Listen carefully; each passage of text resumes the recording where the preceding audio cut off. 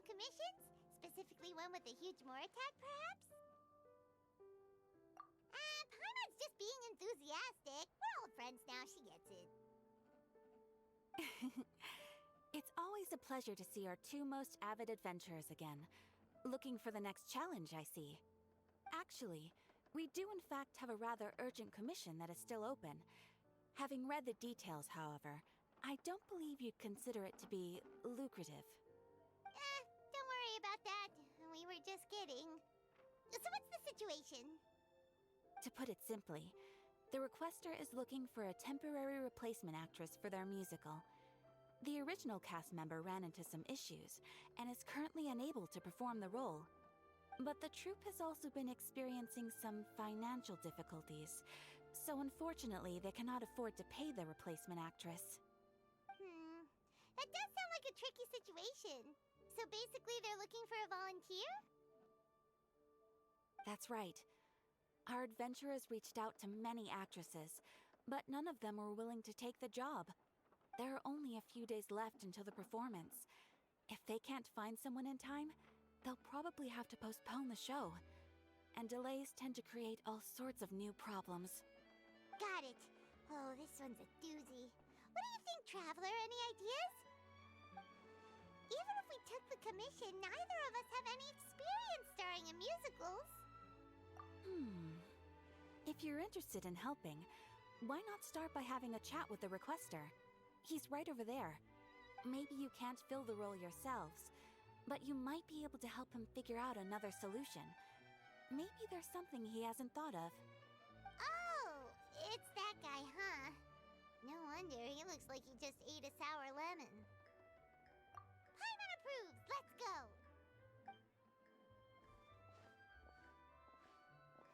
Hello there! Are you the guy looking for a new actress? Wait, I know you two! Are you really willing to act in my musical? Wow, sounds like we're pretty famous in Fontaine already. But to answer your question, neither of us have any experience in musicals. But we heard that you're in a bit of a bind, so we figured we could at least try to help you think of a solution. Ah, I see. It's okay. I knew that asking for a volunteer was a long shot. If we can't find someone to step in, we'll have no choice but to cancel the show. It would be such a shame. That's the thing. We're not some high-profile theater troupe, just a group of amateur enthusiasts. All our sets and props are very crude. We're grateful enough just to get an audience, never mind ticket fees. If we had a way to make this profitable, things might have turned out differently. But now, it looks inevitable that we'll disband. Disband? You're splitting up the troupe? Oh, I guess the lady at the Adventurers Guild didn't tell you? Yeah, this is supposed to be our final show together as a troupe. One last show. And after that, we go our separate ways. So we were really hoping to end on a high note. Nobody wants things to just fizzle out. Not after all the time and effort we've invested into it. Yeah, the leading lady, in fact. She's been dealing with a chronic illness ever since childhood, and unfortunately, it flared up again recently. It really drains all her energy, so she's in no state to perform. The show just won't be the same without her. But for everyone else's sake, I still hope we can find a way to hold the performance on schedule. Got it. We have a clearer picture now. Let's see if we can come up with any ideas. What if we sponsored the show? Traveler, how much more are you carrying? Please, there's no need to go that far. I wouldn't feel right asking such a huge favor, and I can't promise that we'd ever be able to pay you back.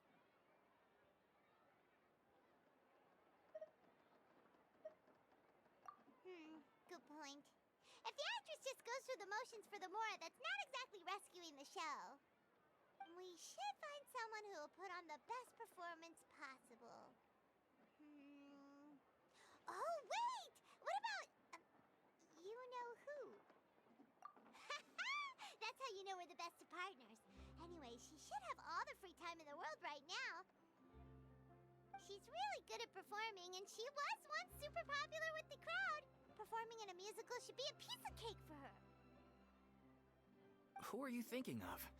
Sounds like someone famous. Her? You're... That was a joke, right? Nope. Paimon doesn't actually know if she's performed on stage before, but Paimon's pretty confident that she'd be really good at it. You're not wrong there. She has actually performed in a number of big-name shows before. They were one of the reasons she was so popular. But even if she's no longer the Hydro Archon, it's not like she's suddenly a commoner. She's still an idol to many people in Fontaine, including myself. I just think Lady Furina might feel a bit out of place in an amateur troupe like ours. Well, yes, but... Huh. Fair enough. I mean, if she was actually willing to, then of course I'd be honored to have Lady Furina star in our show. I'm sure the rest of the troupe would be delighted too. I'm sure everyone in our troupe has probably dreamt of performing on stage with her one day. Of course, it all depends on whether she's interested. She might consider this opportunity beneath her. No point in stressing about that. We'll only know if we ask her. And besides, things are different now. There's no reason for her to be all high and mighty anymore. Thank you for your help. I guess I'll just stay here and wait for the good news. Good luck. Wait, where does Furina actually live nowadays? She used to live in luxury at the Palais Mermonia, but she's, moved out, right? As it happens, I have her current address here. I can provide it to you. Woo! When did you get here? I came over when things were starting to sound more promising. I thought I should be at the ready in case my assistance is needed. It is my duty to support commissioners in any way I can. Thank you, ma'am. Thank you so much. Well, now that we've got the address, we'll go find Furina. Back in a jiffy.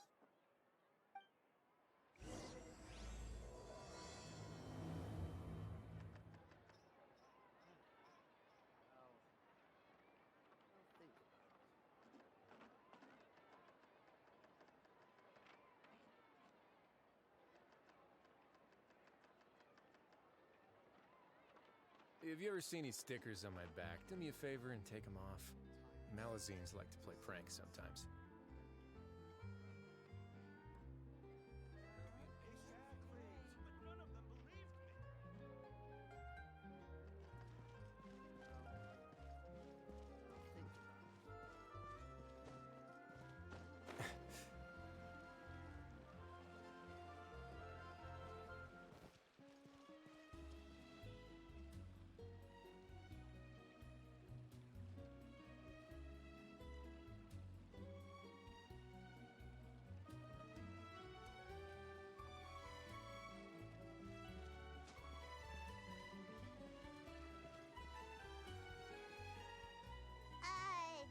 Did Catherine really give us the right address? She lives here? Not that there's anything wrong with this place, it's just, a bit of a step down from the Palais Mermonia. You know, it's common courtesy to make sure the homeowner isn't an earshot when you're denigrating their abode. Ah! Okay, when did popping out of thin air become all the rage? First Catherine and now you? I was just out on a shopping trip. I ran out of macaroni, so I went to grab a few more bags. I used to have a much wider range of choices when it came to food, but now I'm finding that simple, traditional home cooking can be quite delicious too. Not at all. As long as you have different kinds of sauces in, you can have macaroni and tomato sauce one week, macaroni and bolognese the next. Oh, sounds like you're really struggling to cope. How rude! Questioning my cooking skills. The audacity! It's not like I have a very eventful life these days. Actually, I barely leave the house. So I don't see how it's unusual that my meals are a little simpler now too. Besides, I'm sure I could master dishes like la lettre faucilor or blubber profiteroles in no time, if I felt so inclined. Ah, there it is. You don't know how to cook. Not yet, maybe, but... Anyway, what are you even doing here? I do hope you didn't come here just to ogle at my fall from grace. Let me first be clear that I'm not taking guests at this time. So if you're just here to clown around, then please be on your way. Shoo! Sorry! We're sorry! Please don't be mad!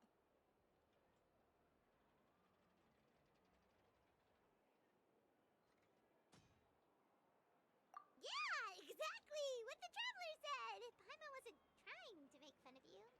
Hang on a sec, you weren't exactly holding back either!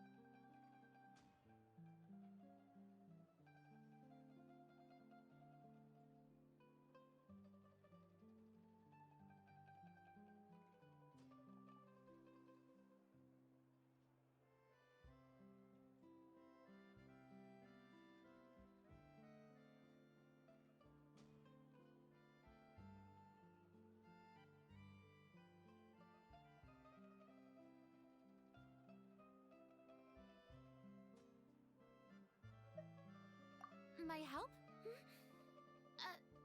Well, maybe you're forgetting that I'm no longer the mighty Hydro Archon.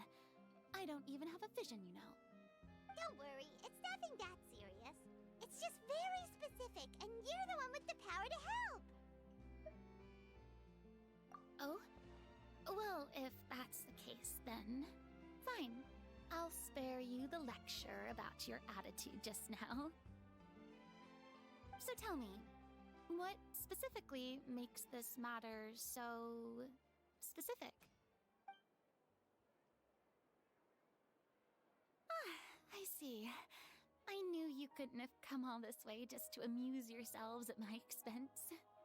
After all, I was once the brightest star in all of Fontaine, well versed in all the various performing arts. A mere musical is well within my capabilities. But given the present circumstances, I'm afraid I must regretfully decline your casting request. How come? It sounds like this would be a breeze for you!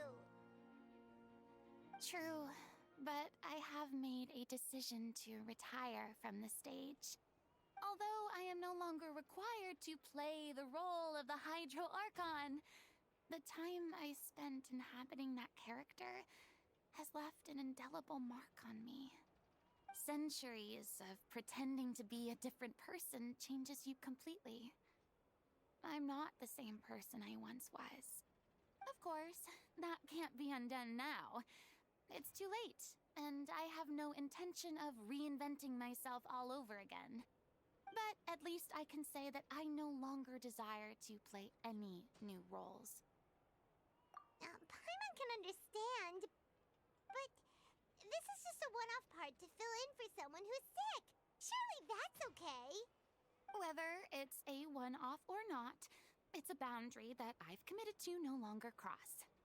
If I make an exception to the rule now, I'm just leaving a back door for myself, which would be the same as not having a boundary in the first place. So I'm not going to perform, and that is that. Okay, guess there's no convincing you. Well, is there anything else we can do to help out the troupe? Otherwise, they'll just have to disband without any fanfare. Do you know any other actors who might be interested in the role? Nope. Short and to the point, okay. I've never been great at maintaining relationships. Besides, anyone I've ever worked with probably couldn't wait to get rid of me. Since I'm just an ordinary person now, they'll probably just laugh in my face if I go asking them for help.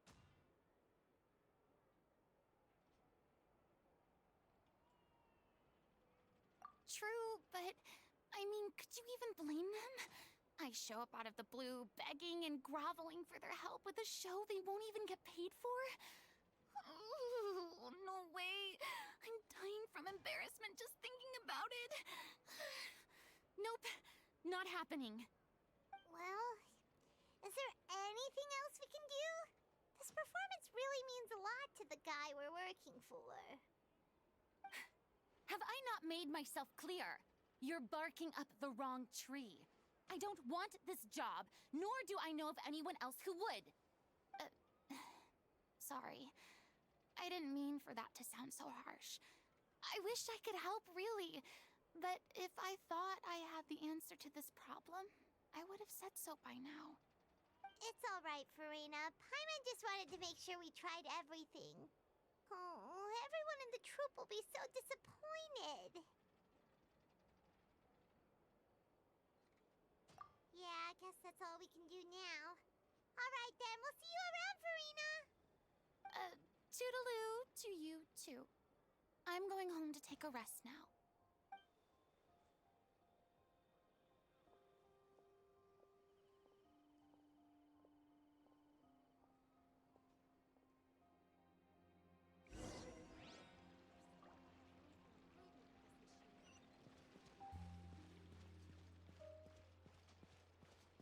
It's too bad, but we have to respect Furina's decision. Maybe the thought of performing brings up too many painful memories now.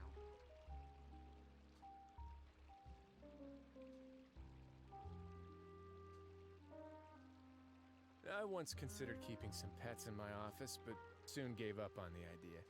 It's just not right to keep small animals where they won't be able to see the sun.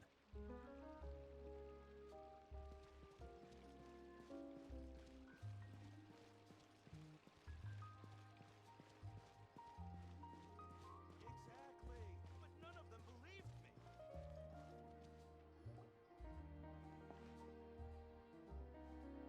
Huh?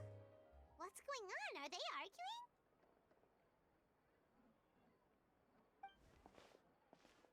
That's besides the point. I'll ask you again. Why did you start looking for a replacement without my consent? When did I tell you I'm going to take a step back? You didn't need to say it. We've known each other for how long now? We know the signs. But you never tell us about your illness, even when it's clearly flaring up. And that gives you the right to make a decision on my behalf? Shortly after you left, the troupe's lead actress came to the Adventurers Guild. She believes that she's healthy enough to perform. Excuse me, but can you both take a moment to discuss something else for now? The adventurer assigned to your commission has returned. Sorry, I was just dealing with a little misunderstanding. So, how did your conversation with Furina go? Sadly, it's a no from her. We tried to persuade her, but she wasn't having it. She doesn't want to play the role for personal reasons. I see.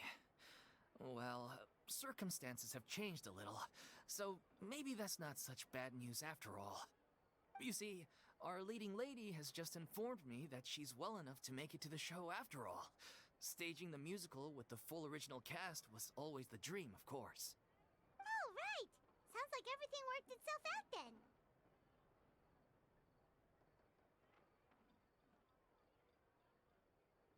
Yeah, she'd be livid. We'd get the scolding of a lifetime. Jeez, is Lady Furina really so harsh with people? Only joking, calm down. So, guess we can consider this case closed now, huh? Despite the fact that we failed to complete the commission, we were still racking our brains for ideas on the way back here.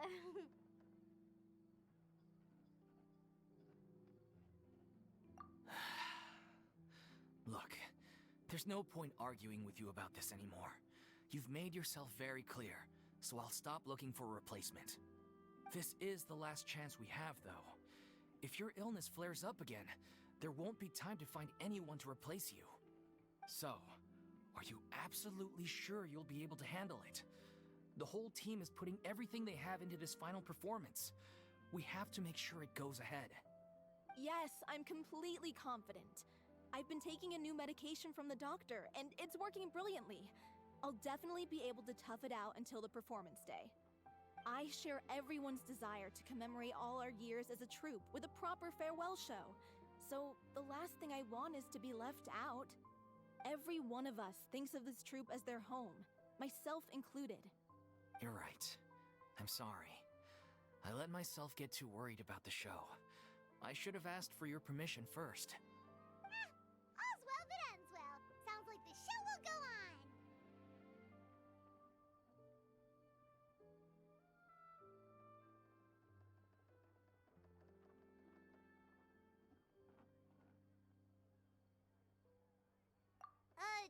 Sure.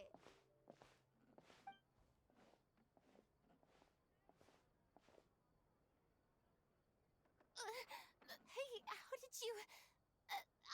I was just passing by because I realized I forgot a couple of items on my shopping list. All right, I'm coming. No need to drag me.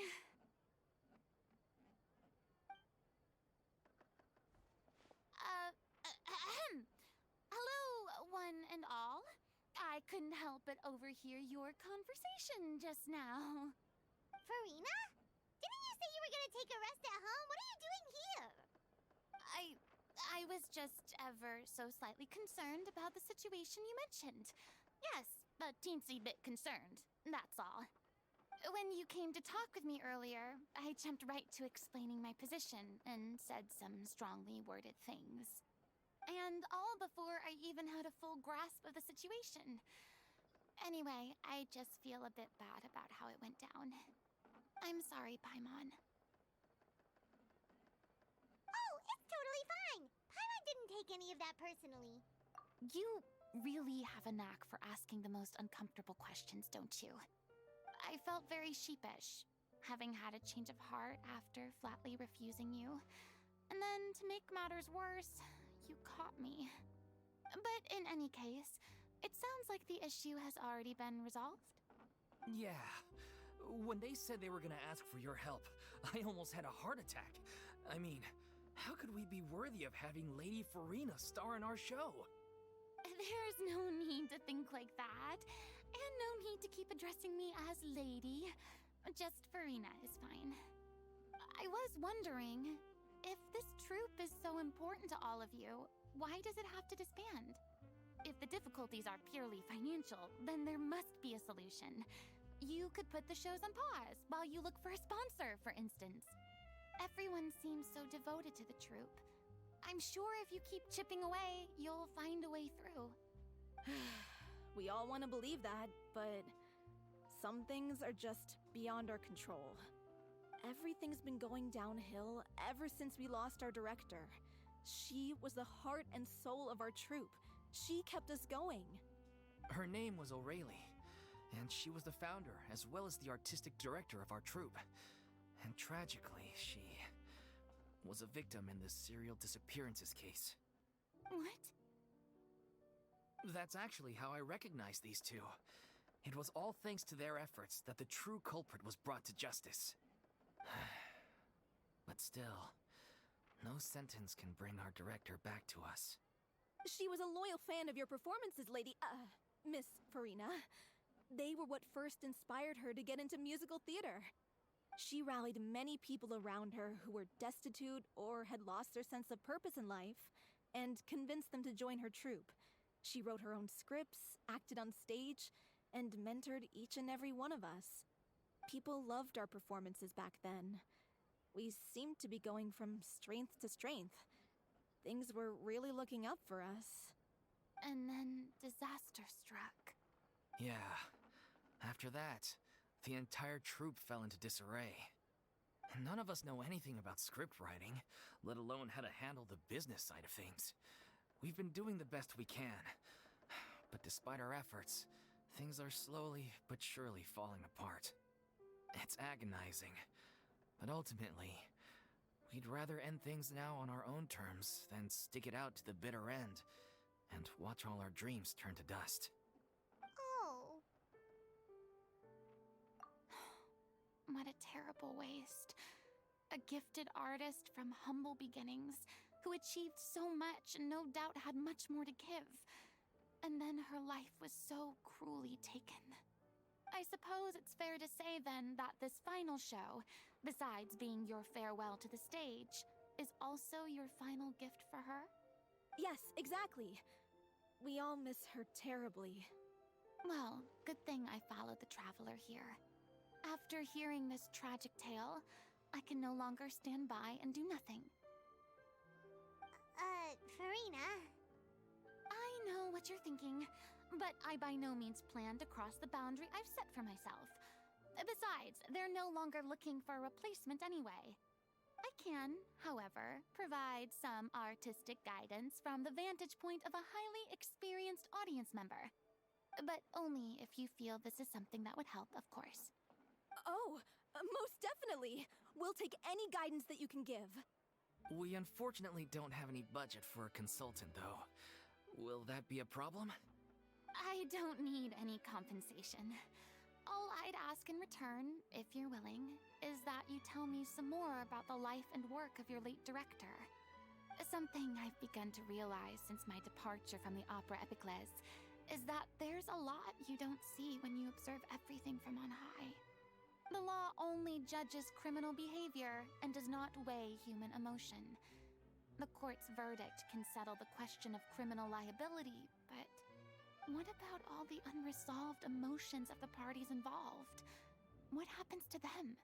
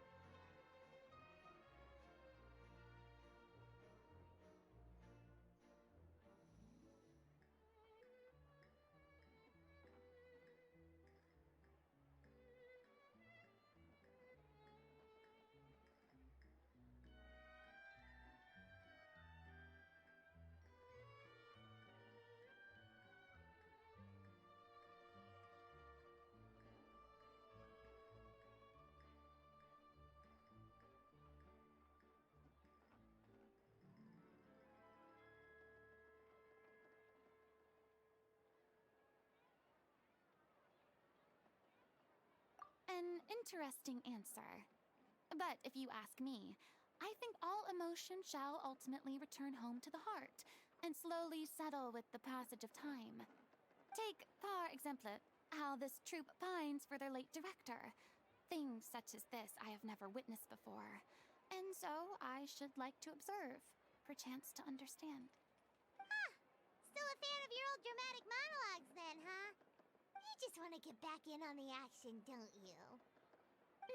No. This is a completely different situation. Pearls before swine.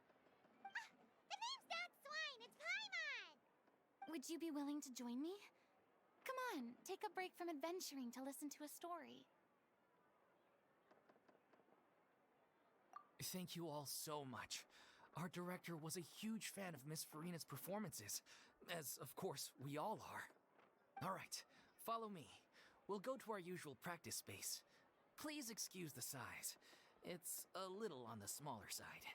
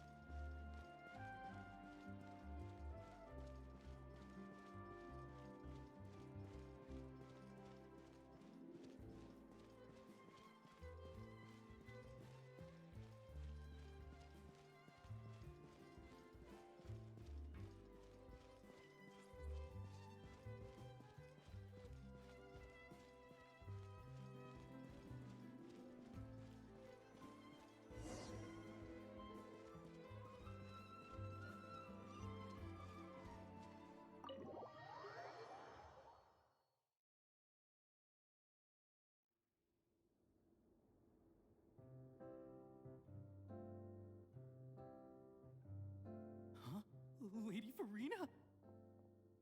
What's Lady Furina doing here? Hello, all. Allow me to explain.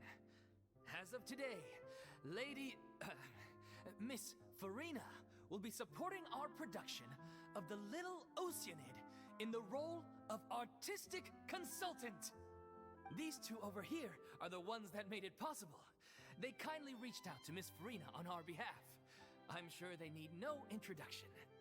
You bet! That was the trial of the century! You helped bring our director's murderer to justice.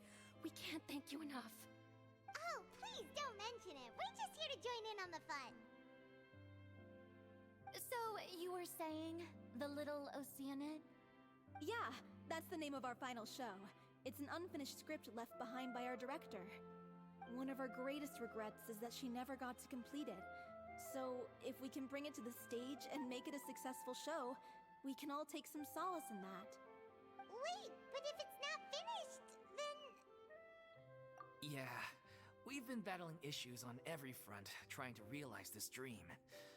Anyway, let me give you a quick summary of what the story's all about. The protagonist of the story is a young Oceanid who transforms herself into human form, despite the protests of her family. She longed to live just like any other human, and sure enough, she found friendship and even love. Everything seemed perfect. But one day, her true identity was exposed, and her world came crashing down around her. So far, so good. A classic tale. What happened after that? That's one of the issues we've been trying to deal with. Unfortunately, this was as far as the director got with her script. We need a proper ending so we can bring this musical to the stage. But people have different opinions on which direction to take it in. We still haven't decided between a happy ending or a true-to-life tragedy. By true to life, you mean the director's sudden disappearance?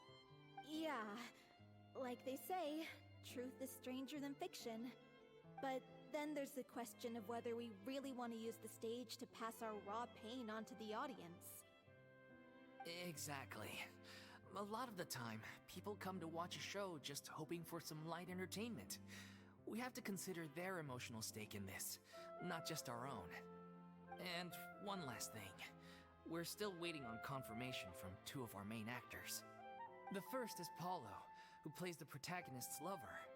He's locked himself away to focus on writing an ending for the script, but the deadline's passed and we still haven't heard from him. The other is Villemont, who plays the main antagonist. He took the director's death pretty hard. Hasn't set foot in the city since. He did write to us, promising that he'll be there for the final performance, but we haven't seen or heard from him since. So we're not really sure what to make of that. Huh. Although, now that we have Miss Furina helping us, maybe we should take the opportunity to get everyone back together. What opportunity? What do you mean? Maybe you're unaware, but your name has always been like a rallying cry for us. Our director was constantly singing your praises. All of us look up to you as a role model. Oh, stop! You're making me all flustered. Although, not in a bad way. I suspect the reason they're dragging their feet is that they have their doubts about whether the show will really go ahead, considering all the issues you've been facing. But one by one, all the obstacles are being removed. Now is the time to rally the troops. Makes sense. Okay, priority number 1, let's check in with Paulo and see where he's at with the ending.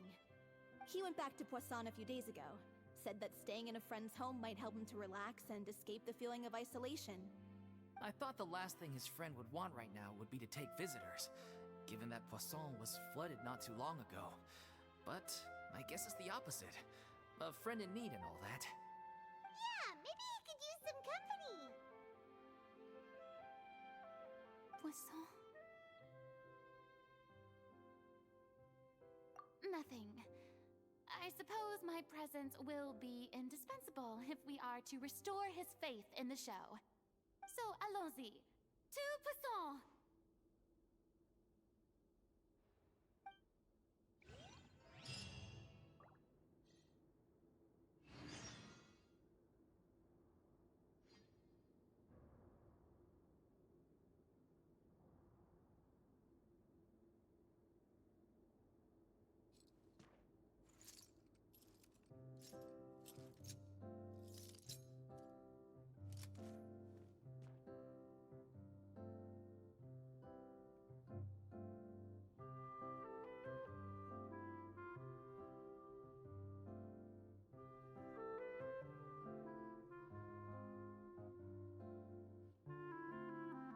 A word of advice, don't break the law.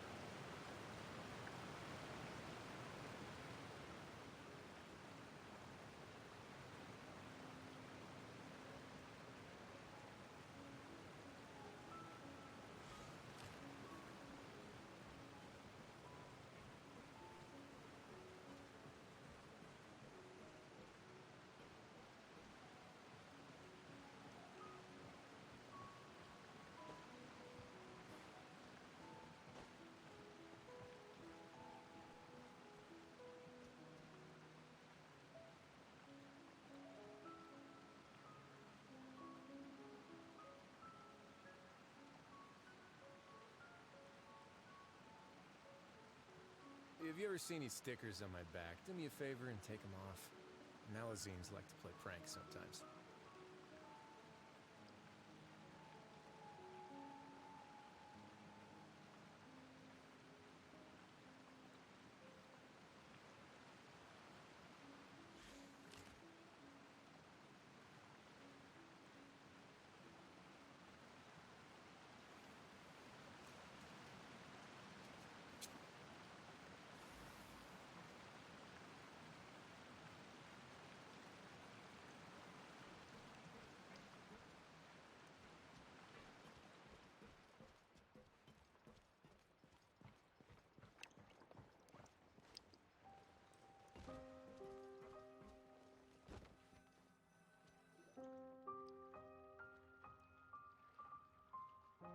If I remember correctly, this is where he's staying. Who is it? It's me. Is the script ready? You came all the way here for that? All right. Forget that for now. Just come on out. We've got some great news. Nice try. Look, just give me some time, okay? I'm just wrapping up this last part of the script. I'll be out once I'm done. Okay then. Looking forward to your masterpiece. So, as expected, he's missed the deadline. The ending is one of the most important parts of the show. Even once he's done, it isn't final until we've all had the chance to read through and make sure we agree on it. Someone told me they'd just seen you in Poisson. I assumed it was a case of mistaken identity, but sure enough, here you are. And Furina, too. I was wondering if we might run into her. So, you're here for Paolo? Looks like he could be a while, so feel free to take a stroll around town in the meantime. I've made all the arrangements already. Oh, it's okay. We can just wait here. Thank you for being so considerate, Miss Navia. That sounds wonderful. We'll take that stroll. Get over here, you! How oblivious are you?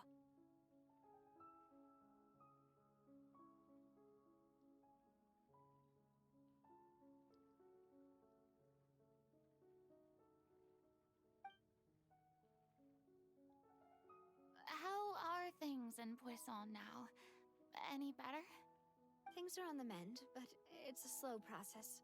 Some people may never recover from the trauma they experienced. sorry to hear that. I wish there was something I could do. Please, must our conversations take such a depressing turn every time we meet? We all have painful memories, but we don't have to let them cloud everything we do. And if you're trying to make a new start, perhaps it's best if you don't bring up the past all the time. Thank you for your words of comfort. You make a very good point. But for now, at least, I think I should stay with the way I'm feeling for a while longer. It's okay. These things take time. Moving on from a painful experience is easier said than done. Which brings me to why I'm here. I thought you should probably know that not everyone here is ready to forgive and forget after the Hydro Archon's inaction in the face of catastrophe. To avoid upsetting the peace, I told the townspeople that everyone here is a member of the theater troupe, and that you are just an actress playing the role of Furina. It's not a perfect solution, but hopefully it means you won't have to lie low while you're here. That's so thoughtful of you, Navia. Well, what do you expect? I am the courageous and considerate president of Spina di Rosula, after all, like my father before me. Anyway, that was all. Look after her now. Off we go then. Let's take a look up there. I don't have any friends that I can be frank and honest with, so maybe she's right. You're the closest thing to friends that I have.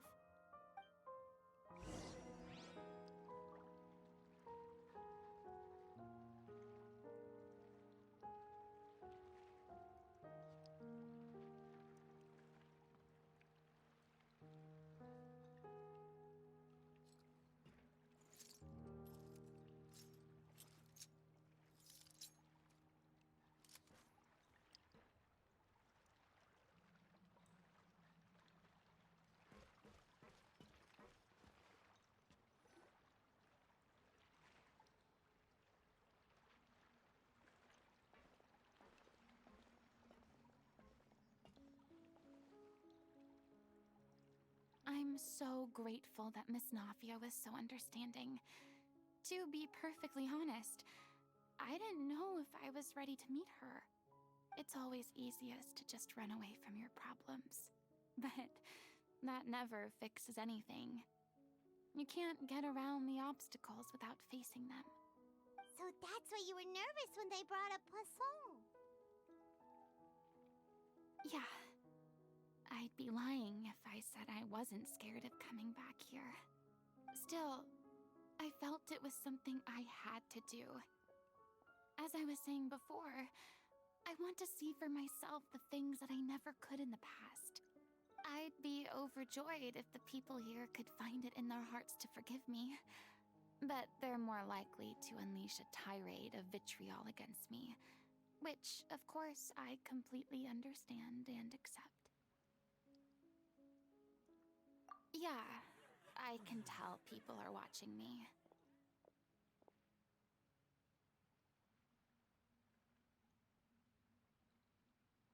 I'm sure some people here see the idea of someone coming to Poisson dressed as the Hydro Archon as extremely disrespectful.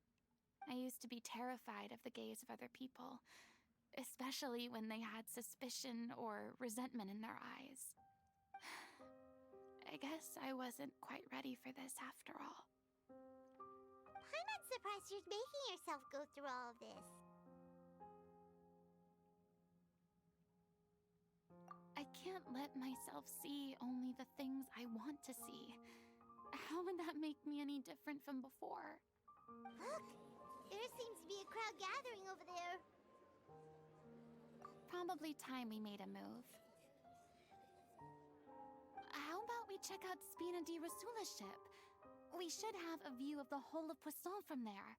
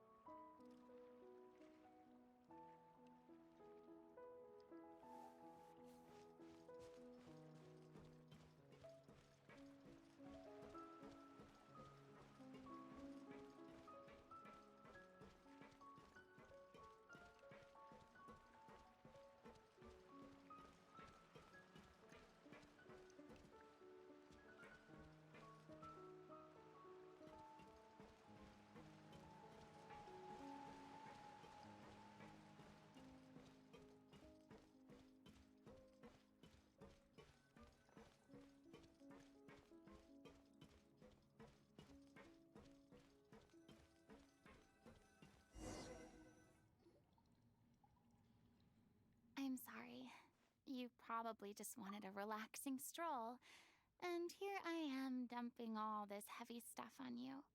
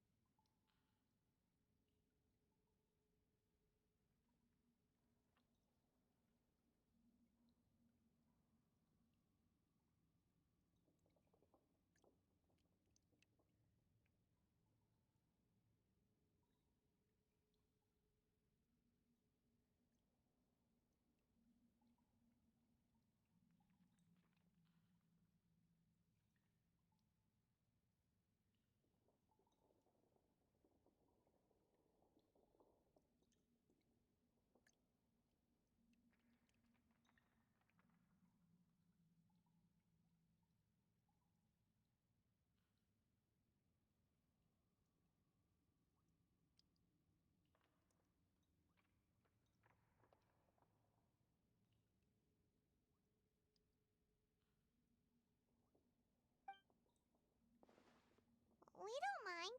It's actually refreshing to see a different side of you. Great. Well, I appreciate your company, so please don't disappear just yet. I don't know whether you can tell, but the years of suffering and loneliness aren't the only reason I have a hard time facing up to who I used to be. As I stand here by the ship, I can't get the images of the rising water out of my mind. One after another, people were taken by the water. All those treasured lives and memories washed out of existence in an instant. They thought their god would protect them. They had absolute faith that when disaster struck, a divine power would save them from harm.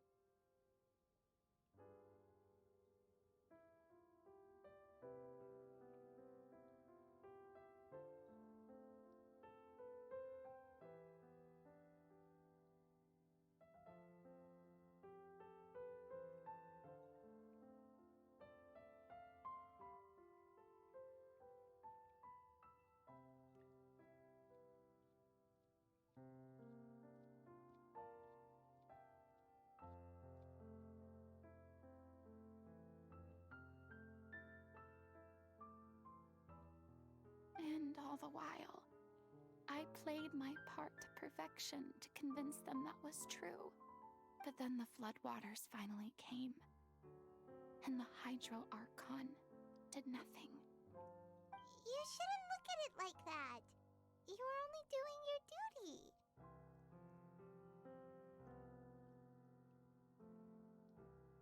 I've had to go through so many moments like that for the sake of protecting the truth.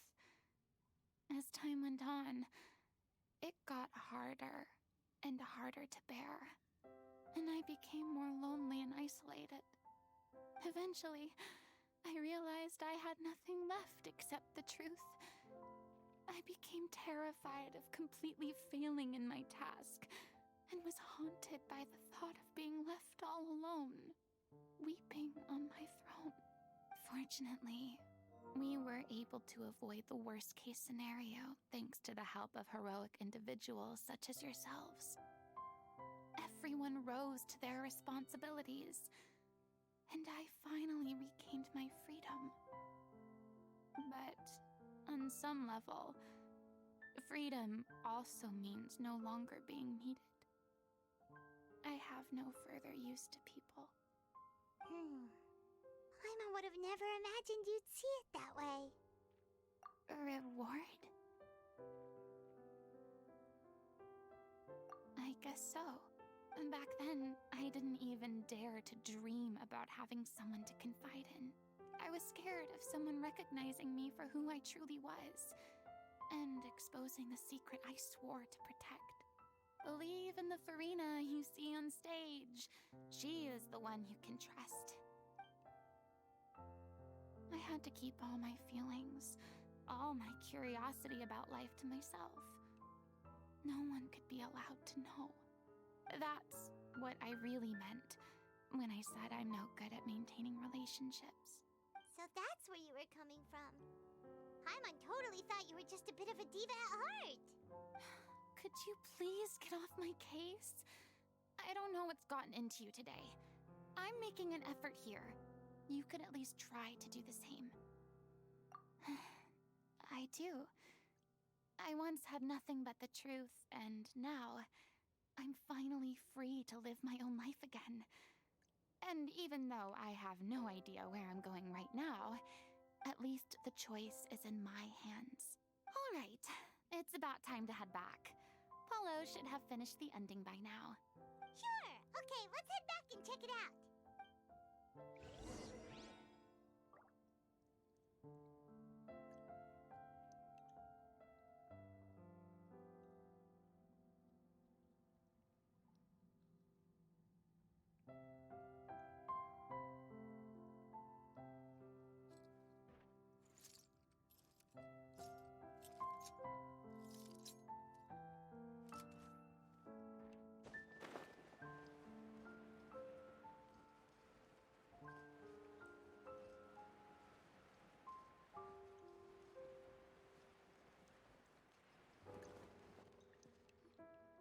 Didn't you say you needed to watch what you eat? You're supposed to be cutting down on fried foods, not wolfing down copious quantities of fish and chips, you know? Come on. It's not every day we get to dine at Spina di Rosula's expense. Can you believe how generous she is? I'm not about to pass on free food. Anyway, my character doesn't need to be slim and good-looking.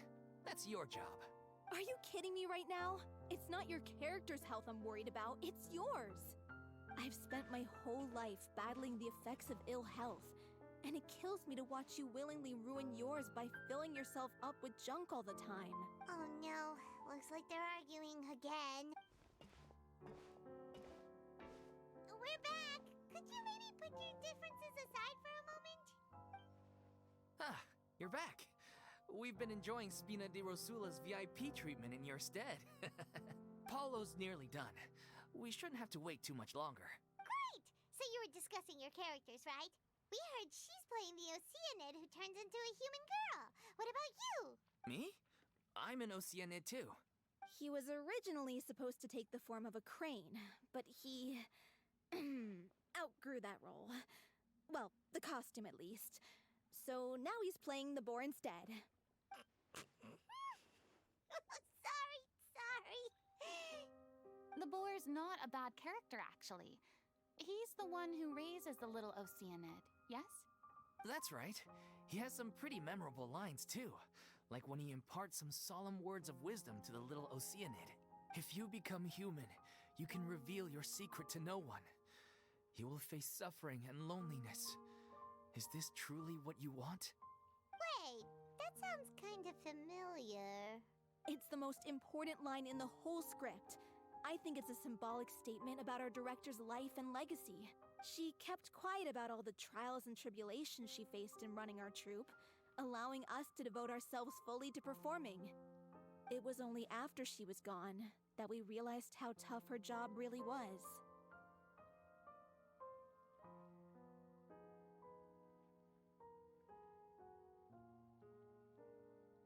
You mentioned earlier that the troupe is like your home. Yeah. I was born with an incurable illness, and once my family found out it couldn't be treated, they decided they didn't want me anymore. I spent some years taking whatever work I could find and trying to manage my illness with various medicines.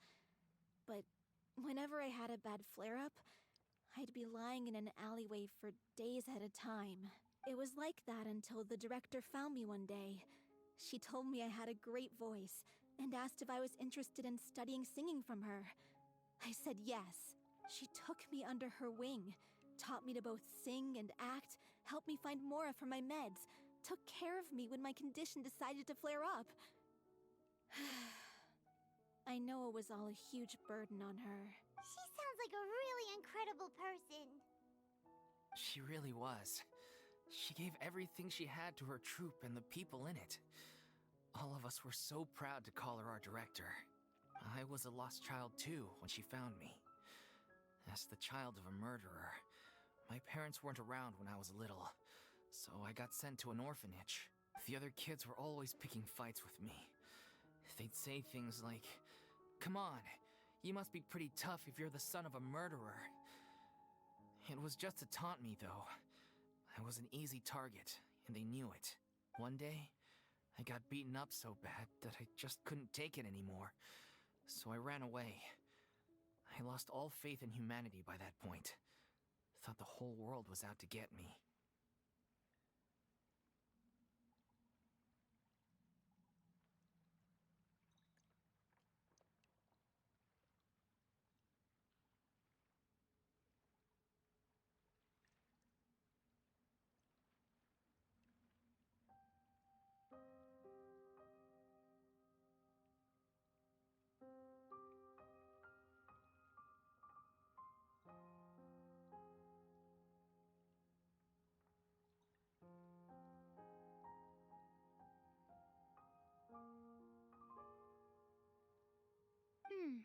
Let me guess.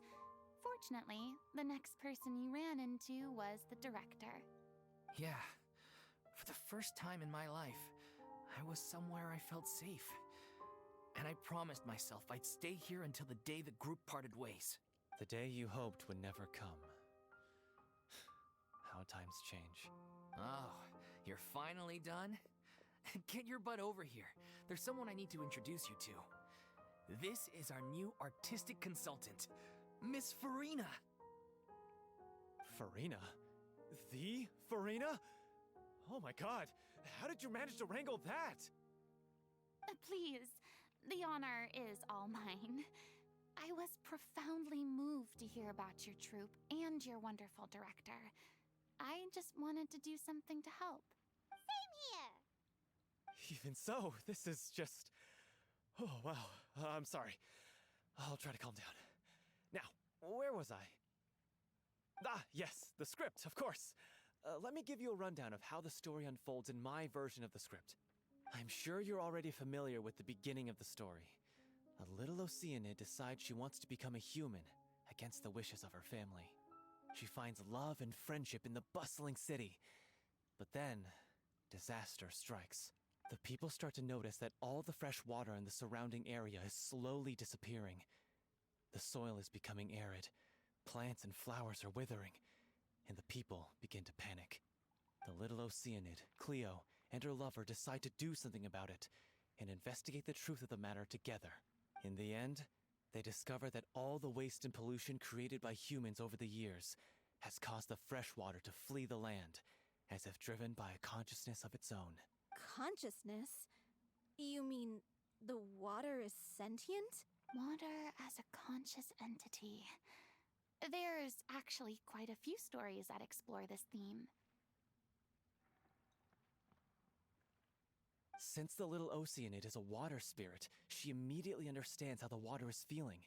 She then tells her lover about her true identity, as well as the truth behind the crisis. Her lover accepts her for who she is, and works with her to find a way to bring the water back. However, unbeknownst to them, there were some people eavesdropping when she revealed her secret. The little Oceanid is accused of being directly responsible for driving the water away, and faces the greatest dilemma of her life. And then? In the end, she makes the brave decision to sacrifice herself to save her lover, and the rest of humanity. Huh? But didn't they all treat Cleo like a villain? Why would she want to save them after that? Well, she mainly wanted to save her lover, plus everyone who'd stood up for her. Through her love for her human partner, she was able to find an even greater love, one that extended to all of humanity. Surely the biggest strength of Cleo's character.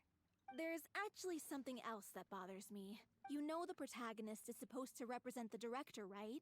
And she never had the chance to become a hero in our world. If we're serious about dedicating this show to her memory, we should make the ending as true to life as possible.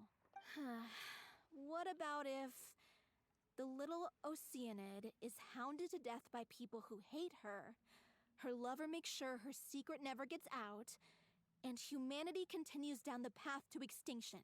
That sounds like too cruel of an ending to me.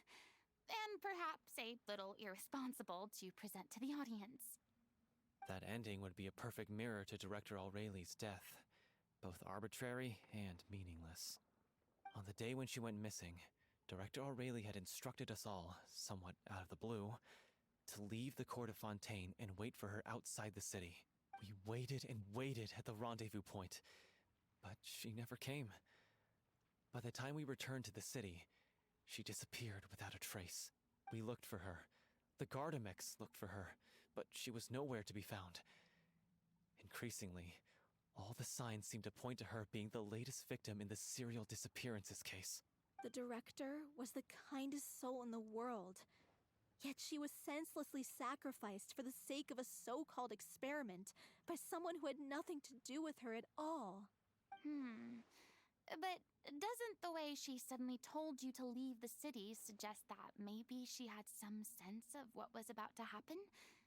It almost seems as if she was moving you to safety. I've been trying to follow up on that ever since, but all my efforts so far have turned up nothing. Villemont might know something, but he won't open up to me. Villemont? The one who's playing the role of the villain? Yeah. He's been overwhelmed by grief. I think the director's death hit him hardest of all. Grief? Guilt, more like. Also, I have a hard time imagining that anyone took it harder than me. Because, well, speaking of the play being true to life, I was deeply, madly in love with Aurelie. What? You kept that one quiet. It's time to be upfront with you all. No more keeping secrets from each other. We'll never be able to agree on the ending if we can't be honest about how we feel. I did tell her how I felt once, but she turned me down pretty much straight away.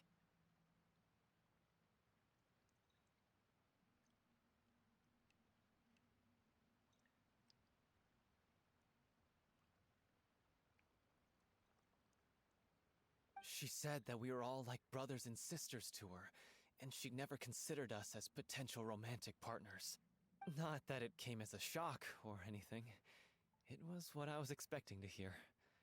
So I told her I'd always be there for the troupe, and I'd always be there for her. I said, maybe one day in the future, when everyone's settled into their own lives and on the up and up, and managing the troupe no longer required her constant attention, well, maybe then she could reconsider what she really wanted in her life. And now, that day will never come. Oh, Paulo. So if I'm the one writing this ending, then I'm gonna make sure it does right by Aurelie. I won't let anyone get in the way of that. In that case, you have to straighten things out with Villemont once and for all, face to face. We've all had our differences of opinion over the ending, but those two have never seen eye to eye on anything. One of them has to compromise if we're ever going to reach a final decision. Well, if that's where we're at, looks like it's time to go visit Villemont. Are you ready to face the truth? Honestly, I'm slightly terrified. But for the sake of our final performance, I'll do whatever it takes. Funny you should ask, though. You really do get what I'm going through right now. I certainly do. Come on, everyone. Allons-y!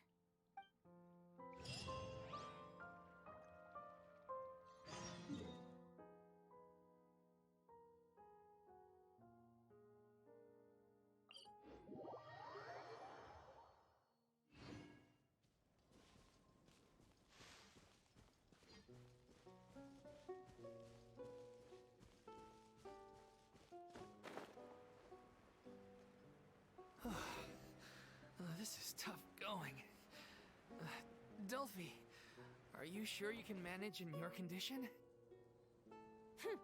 I could ask you the same question. Try to keep up.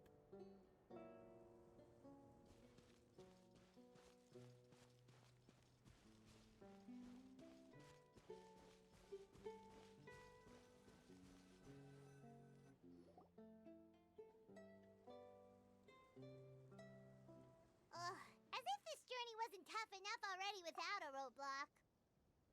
Don't worry. We should all be fine with the traveler here. We don't need to take a detour.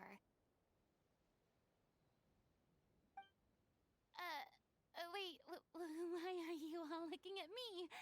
You're not seriously expecting me to fight, are you? We're just curious, that's all. I don't think anyone's ever seen Furina in a fight before.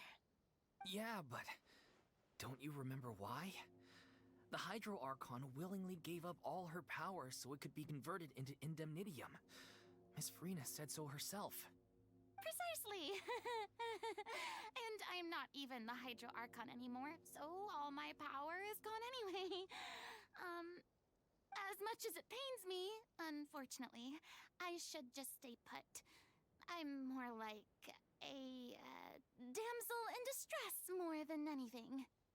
That sounded so smug. Ugh, secondhand embarrassment is unbearable. C'est la vie, indeed. Alas, I am forced to watch on helplessly as a more brave and seasoned adventurer than I swoops in to save the day. Aw, too bad. I was so pumped to feast my eyes on fight mode Furina. Sorry to leave all the heavy lifting to you. Don't worry, piece of cake.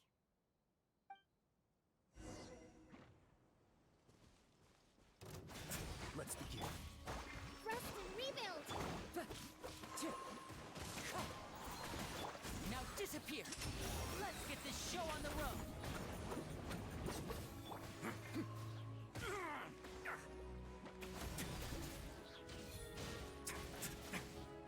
Way now. Step right up! A round of applause!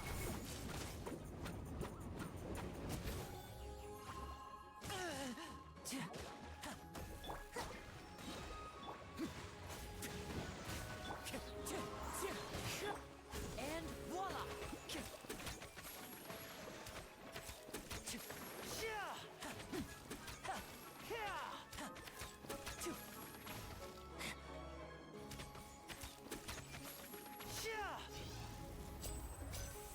Bravo! Good show! You certainly live up to your reputation. Yeah, thank you. Anyway, the path is cleared now, so onwards and upwards.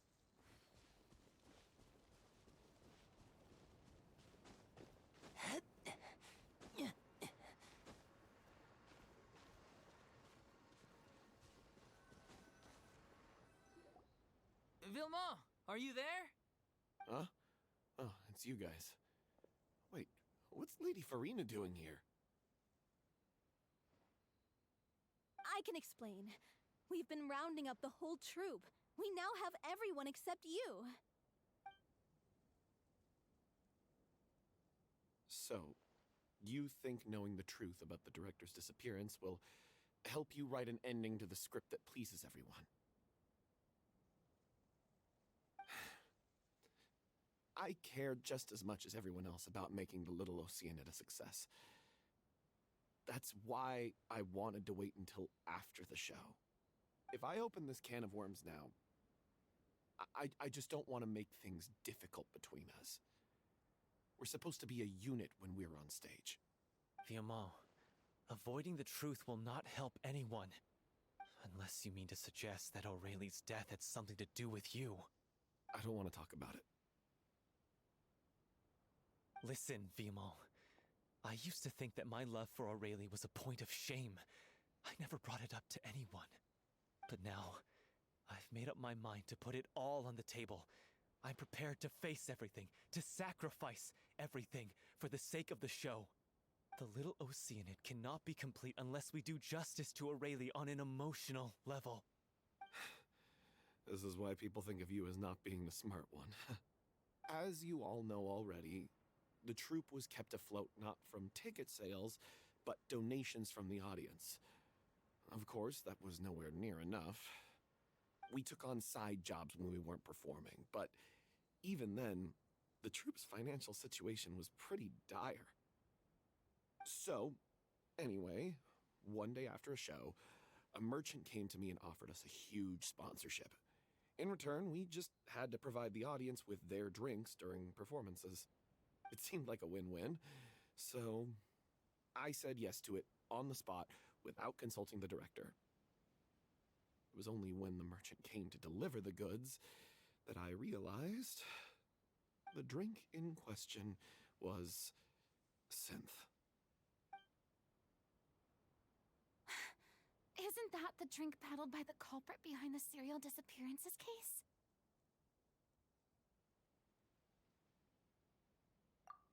I freaked out when I saw the boxes. And I told the director everything right away. She was completely shocked as well. But she didn't reprimand me for making the decision without consulting her. Instead, she contacted the merchant and stated that the troupe could not agree to this collaboration. The merchant was furious, berated us for going back on our word, and threatened to sue us for damages. The amount was astronomical. There was no way we'd be able to pay. And then? I was going to sort it on my own, but the director stopped me. She said that this was an issue for the whole troupe, and it wasn't my fault. But things only got worse from there. The synth merchant just wouldn't let up, and then suddenly the director told us all to leave the city one day. I knew then that things must have reached a boiling point. I admit this whole thing was my mistake. I didn't dare to tell any of you the truth back then, and after the director disappeared, I was even more afraid to say anything.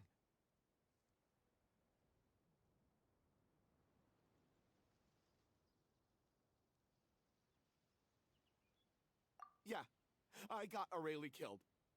There, I said it. Happy now? Hey, don't say that. You traitor! You knew Aurelie was in danger. Why in God's name didn't you tell us? What do you mean, you were afraid? This was a life and death situation. We could have saved her! How could you be so stupid? Please, try not to get too worked up. Yeah, listen to him. You need to stay calm. Stay calm? How can I stay calm? This guy got Aurelie murdered. She was the love of my life. And he has the gall to try and high-road us, claiming that he kept his mouth shut for the sake of the show. How about taking some responsibility for what he's done? All I can say is I'm sorry. Truly. I wanted to apologize to everyone in the troupe, but that won't bring back the director. What good is my apology now? I'm just a coward who made an awful, terrible mistake that I can never take back. Beat me up if you want. Kill me if you prefer. It's what I deserve. End my life. So I can meet the director and apologize to her in person. Get out of my sight. Go, get lost. I don't ever want to see your face again. That's enough! You've screamed and shouted at each other for long enough. Now pipe down, both of you! Can you stop conflating the show on stage with your real-life relationships in the troupe? You keep saying that you want to use this final performance to pay tribute to your director and celebrate her life. How can you do that if you're just using it as an excuse to vent your own emotions? You're right. I'm sorry. On stage, the lead role is the focal point of the audience's attention. And you're all used to seeing the director as the heart of the troupe.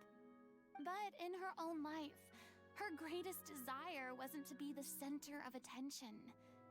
I can tell how much she loved you all, and how much she loved the troupe. What she wanted was to build a warm home for all of her brothers and sisters. To shield you all from the storms that rage in the world outside. That's how you should remember her. And that's what you should be celebrating. I understand why you're trying to make her the hero of the story, but isn't she your hero already? After everything she did for you? Yeah. So think hard about what that means. And then think again about what you hope to achieve by arguing with each other. If you really hate each other and can't reconcile your differences, then you could just call it quits now. Why bother with the final performance if the group is already fractured? But you can't bring yourself to do that, can you? You care too much about Director Aurelie and the home she built you all to let go. laughing at? I don't see what's so funny. Sorry, I didn't mean it that way. It's just that, for a moment there, it felt like our director was back with us again. If she'd seen Paulo and Vilmont at each other's throats like that, she would have scolded them exactly like you did, in that same stern voice. Really? But she sounded like such a gentle person. Of course she was. Even her harshest lectures came from a place of kindness, and it showed.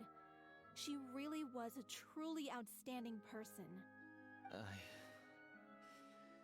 What you said, it really puts everything into perspective.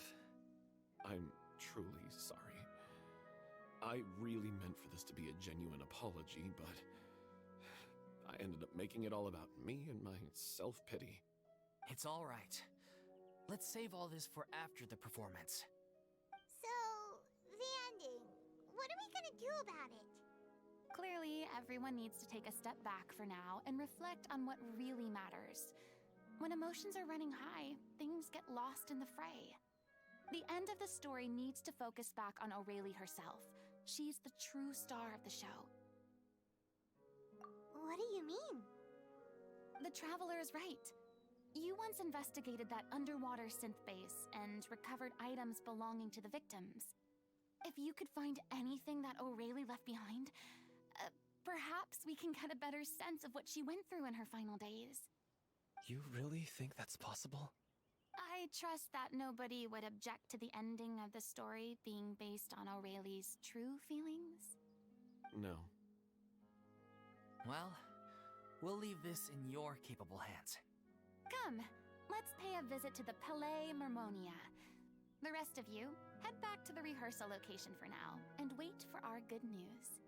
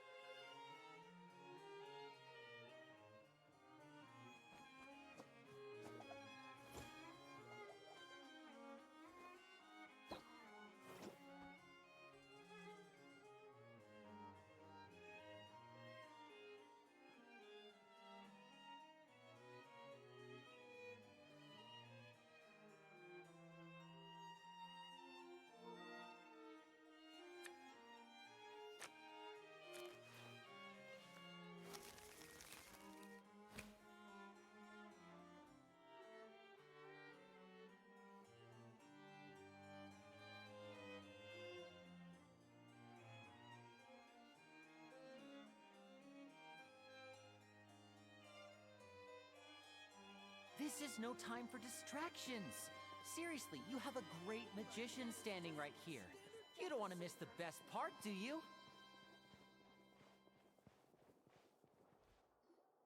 You want to review some recovered items connected to victims of the serial disappearances case?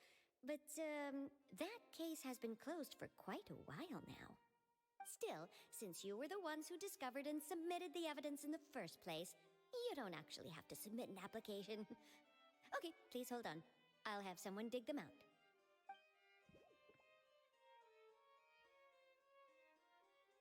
So, this is all O'Reilly left behind. Just whatever she was carrying on her person and this tattered old notebook. Hey! It's full of script lines! And sketches too! Looks like they show where the different props should be placed on stage. Let me take a look. Maybe there's something in here from after she was kidnapped. Aha! I found something. To whoever discovers this diary. Let's see. Looks like she kept a detailed record of her captor's actions. She even mentions the truth behind the experiments on dissolving young women. If we'd had the chance to examine this notebook carefully back then, it would have been a conclusive piece of evidence proving Vachey's guilt. Vachey took so many lives. It's still so unthinkable how many victims he had. I guess O'Reilly must have written all of this down in the hope that her records would one day be of use to investigators. Wait, it cuts off. Her handwriting here gets patchier and more illegible by the line. She probably didn't have much strength left. Her final words are... I'll let you read them for yourselves.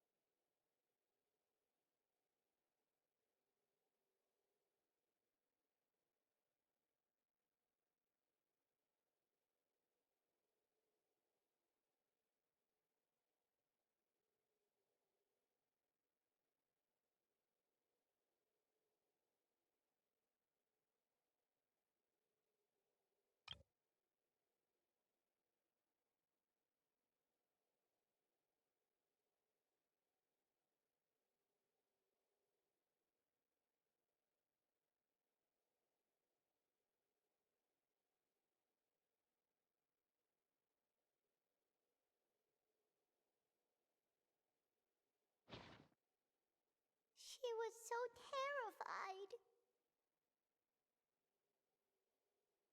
She may have been a mighty hero in the eyes of her troop, but at the end of the day, she was only human. I can't bear to think how painful and lonely her final days must have been. Wait. This part on the last page sounds strangely familiar.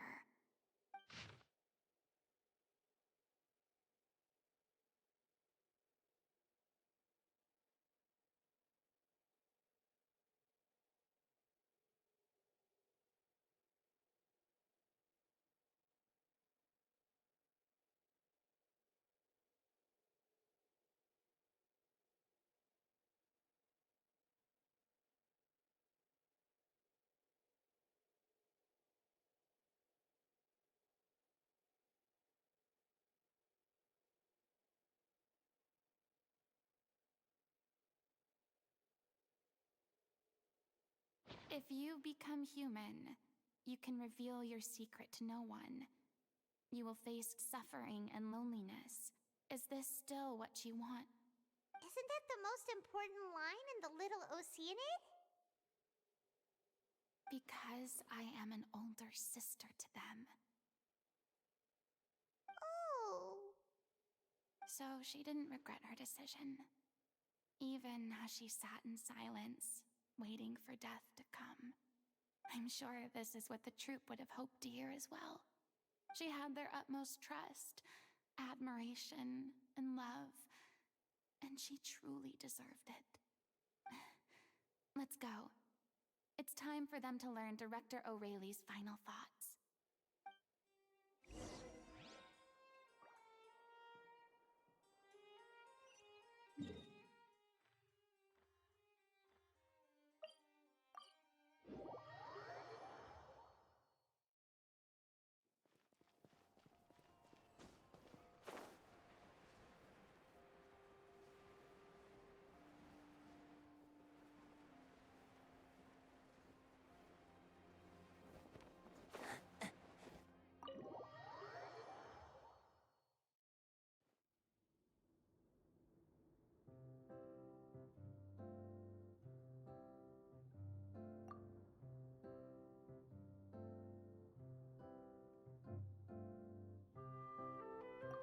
She deserves a hero's farewell. If that's the only way to convey to the audience the courage and selflessness that she showed in the face of death, then it's a meaningful way to end the story. Even in the last moments of her life, she was still leaving a trail for others to follow. She did her best to protect as many people as possible, even if it meant sacrificing herself. We know what choice our little Oceanid would have made now. I don't think any more discussion is necessary. Well, Vilmont, if we put the past aside for now, do you think you can bring yourself to go ahead with the show? I will channel all my regret and put it into my performance, to make this a show worthy of our director. I won't ask for your forgiveness, and you don't need to worry about my feelings. This final farewell show should be about Director O'Reilly and her alone. Then it seems like we've reached a consensus. I have a feeling that this will turn out to be the most mesmerizing performance of your lives.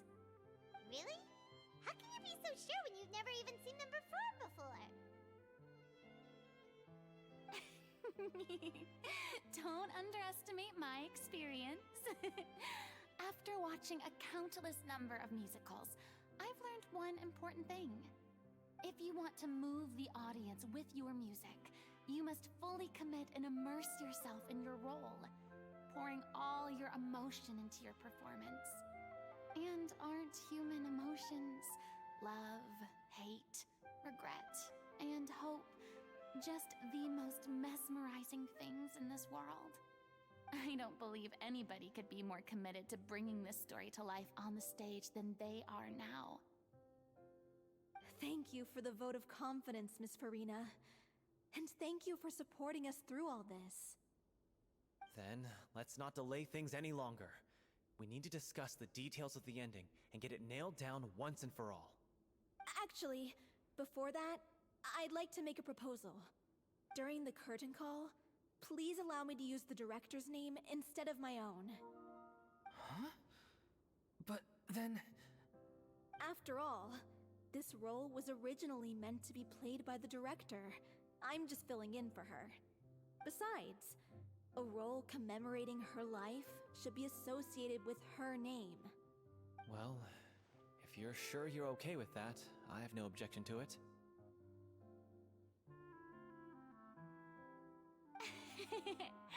Now we're talking like a serious acting troupe. All right, I'll leave you to fine-tune your musical while I go and procure a stage. Procure a stage? Oh, it's okay. Our usual place doesn't need a reservation. That place? Oh, don't be silly. For an extraordinary show, we need an extraordinary stage. By which I, of course, mean the Opera Epiclese. Whoa, wait, what? No. That's never going to work. It's far too fancy for the likes of us. What are you afraid of? Surely you don't think that Aurelie's story is unworthy of the grandest stage in Fontaine. No, though that's not what I meant. It is supposed to be your grand finale, right?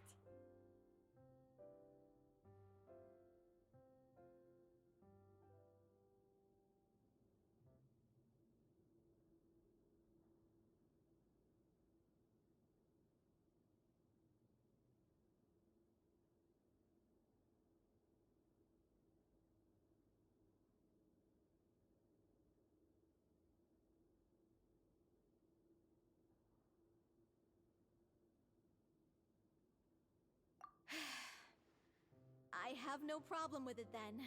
How about the rest of you?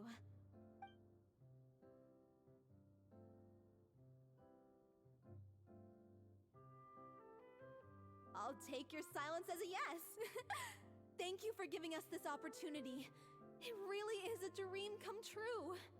Well, then don't disappoint me. If you mess this up, it'll reflect poorly on me too. Come on. We'll need to get the go-ahead from Nerilette. I know just where to find him.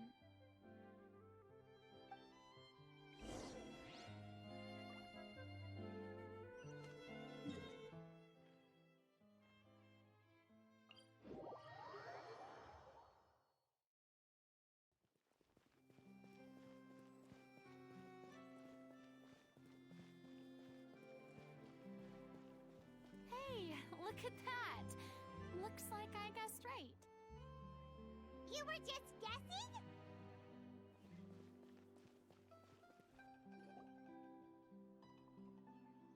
I knew you'd be here. I'm here merely for a short break. It has been a while, Miss Furina. And you too, traveler in Paimon. What might I assist you with today? I would like to book the Opera Epiclese for an event. You see... I understand. The process for booking the Opera Epiclese is complex and can be somewhat cumbersome. But given that the request is coming from the three of you, I see no reason to make things unduly difficult. The story of the Little Oceanid is most fascinating. I'm looking forward to seeing it performed on stage. I will say, however, that I am surprised to see your passion for the performing arts rekindled after all that has happened. Huh? What do you mean? Do I look excited? Yes. And this is the first time that I've seen you like this since your departure from deityhood. At first, I just felt bad about rejecting them. So I wanted to learn a little bit more about their situation. But one thing led to another, and... well, here we are. In the past, we sat in our high chairs in the court, giving our opinions on isolated cases, all while knowing very little about the human stories behind each and every one. Maybe it's because I finally become an ordinary person and gained my freedom, but I've developed a great sense of curiosity about their lives. I am truly delighted to see you find a new lease on life. Now that you've regained some confidence, have you had any thoughts regarding a return to the stage? Why would you suddenly ask a question like that? Well, if the Little Oceanid turns out to be a great success, it will no doubt become a classic. Many theater companies are certain to add it to their repertoire. The experiences and decisions of the protagonist Cleo are all modeled after your own. Naturally, this makes you eminently suited to playing the leading role. It would truly be a shame if you did not take this opportunity to allow audiences to enjoy your outstanding acting talents once more. Haven't I already made myself clear?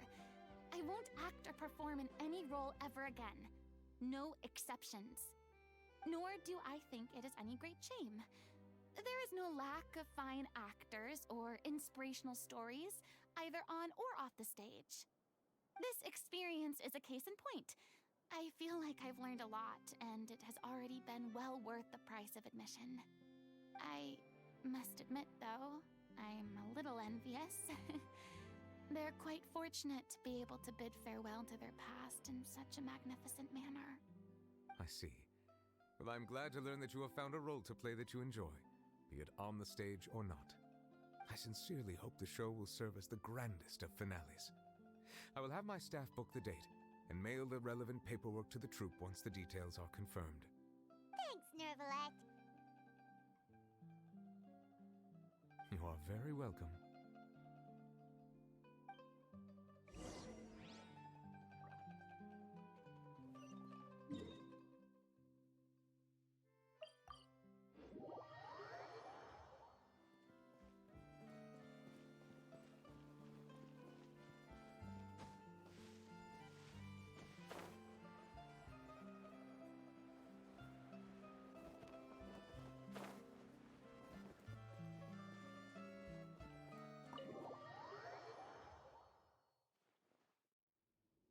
Good news, everyone. It's done. The Opera Epiclese is booked.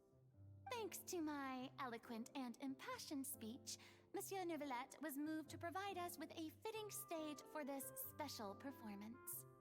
We've had to fight every step of the way for this opportunity, but we now have all of the ingredients necessary to stage a truly spectacular performance. A touching story, a magnificent venue, and last but not least, a passionate and dedicated cast. Now, let's work together and make this show the best it can be. This is truly wonderful. The sooner we can finalize the ending, the more time we'll have to rehearse. Fiamma and I just went over some parts of the script and tweaked a few things. I think it's really going to resonate with the audience now. Wow, you two had a constructive conversation? That's great! Communication is vital to any good performance. Look at us! We've come so far. I never could have pictured this scene a few days ago. It's amazing! Even though Furina's still being a bit of a drama queen about it all, she's really fired everyone up! Please feel free to give us any comments or suggestions you have. We really value your input. Hey, Loic, get over here. Time to practice the opening number.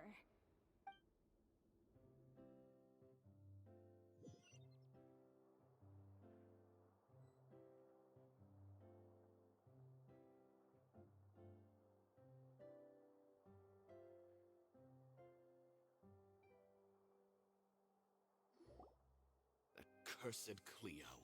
She stole the waters of life from us. She's a fraud, and she must pay for her crimes.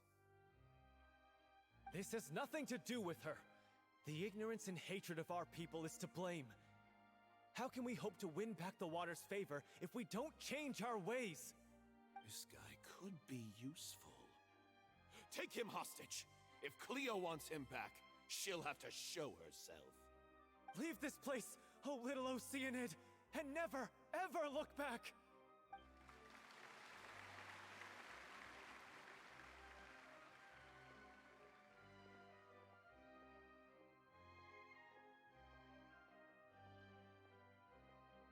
Everyone's really throwing themselves into their roles. I haven't seen such a fine performance in a long time. If only... What should we do? It's almost time for her to take the stage! Why does it have to be now? Hey, what's going on? You're due on stage any second now. Oh no, not again. But why? What about your new meds? Did they stop working?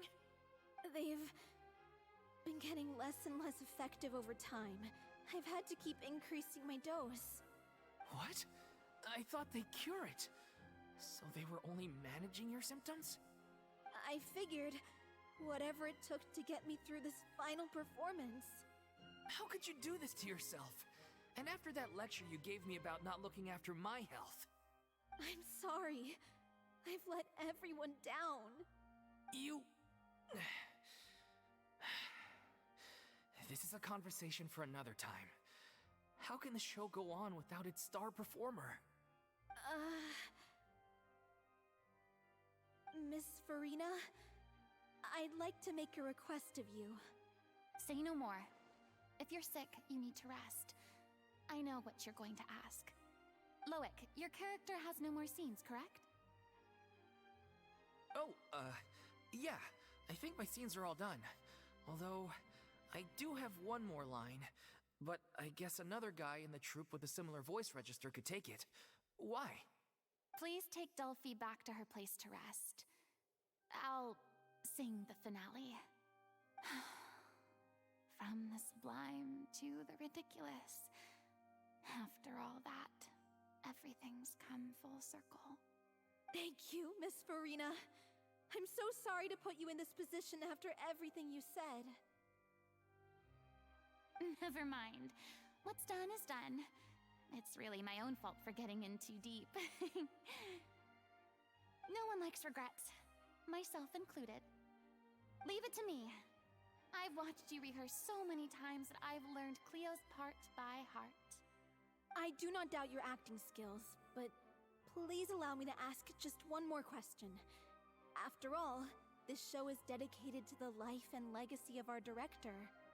What, in your opinion, is the reason Cleo shines so brightly? It's her pure heart. Despite all the pain and loneliness she had to endure, she never once stopped believing in the beauty in this world. Well said. I leave Director O'Reilly in your hands.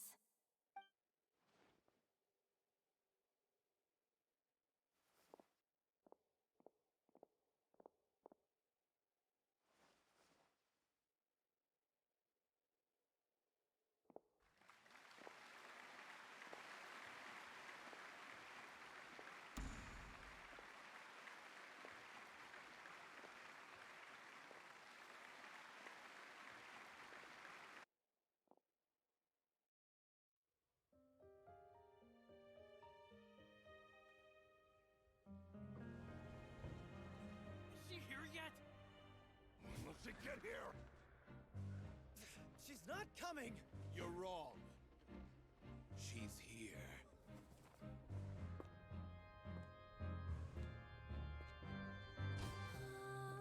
Si je pouvais vivre dans l'eau, le monde serait-il plus beau? Me pardonneras-tu, ô chère mère?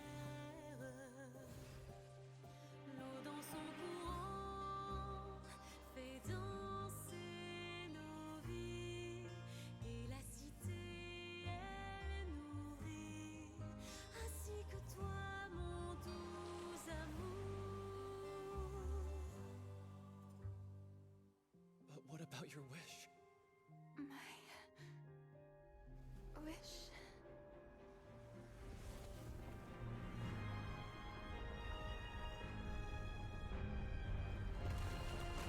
If you become human, you can reveal your secret to no one. You will face suffering and loneliness. Is this truly what you want? Le grand amour ne suffit pas, seul un adieu fleurira. C'est notre histoire de vie, douce et amère. Moi, je serai toujours là, à voir le monde et sa beauté.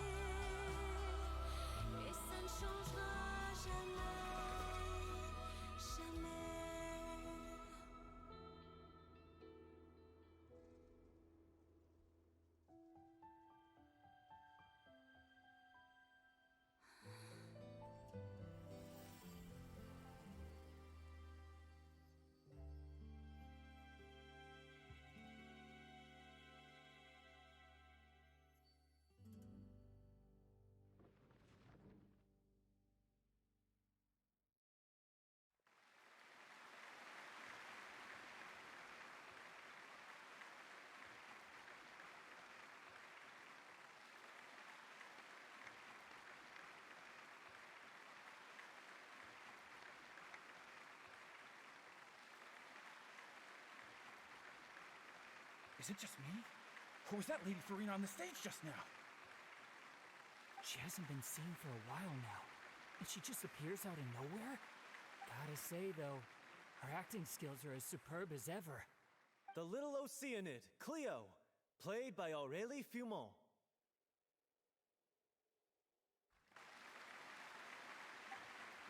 Wait, that's not her name. What's going on? I don't know. Maybe it's just a doppelganger. I've spent a lot of time out of the spotlight, and they didn't use my name during the curtain call either. Hopefully, not too many people recognized me. It's too bad that I had to break the one clear rule I'd managed to make for myself, even if I had no choice. Still, I have to admit that, despite everything, it felt good to be back on the stage again. Finally, we would like to give a special thanks to our artistic consultant and event coordinator, Miss Furina. Hey, that's not what we agreed on. Oh, so it was Furina after all. She's back. Honestly, what is he doing? He should have run that by me first. All right, calm down. Don't be mad. This was a group decision. We just didn't want your contributions to go unacknowledged. After all, it's been the rule in Fontaine since ancient times that everyone's work, visible or invisible, is equally deserving of recognition. Yes, I know the rule, but it should still be applied on a case-by-case basis. I wasn't ready for this yet. It's no big deal. What's the worst that could happen? Oh, yeah? Well, since you think it's so easy, you can sign them for me. This is a great chat and all, but can we talk about that crazy thing that happened during the show? It nearly gave Paimon a heart attack. Paimon flew over to where she was supposed to be and was about to drop the prop vision, and then suddenly, a real one popped out of thin air! Oh, that. I've got no idea what happened there either. But hey, it worked pretty well, didn't it? I'll bet the audience has never seen such a realistic prop. Wait, what about Dolphy? I wonder how she's doing. Oh, let's go check on her as soon as we finish clearing the stage. Yes. Plus, she'll definitely want to hear how the end of the show went. If nothing else, we can safely say that we accomplished what we set out to do.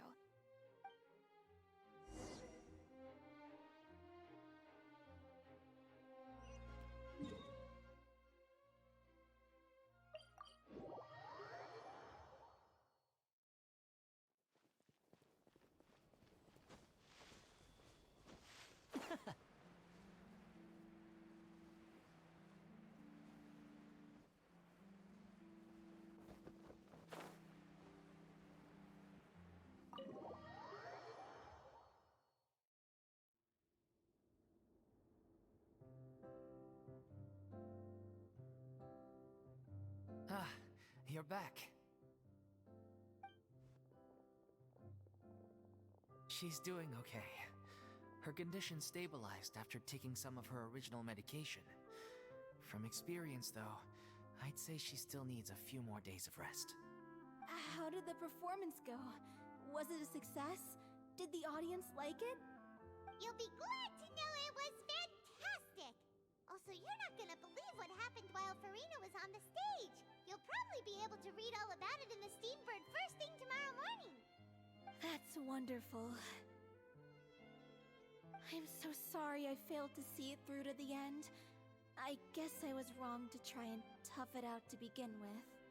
No, don't worry about it. Like they told me after announcing my name during the curtain call, everyone's work deserves recognition. Even though you couldn't see it through to the final scene, the audience was very impressed by your performance. It's safe to say that you made your mark on this memorial show. Well, one way or another, we did it. I've had bad luck ever since I was born, so I never expect things to go smoothly in life. I'm just happy to know that we went out on a high note. That's all that matters.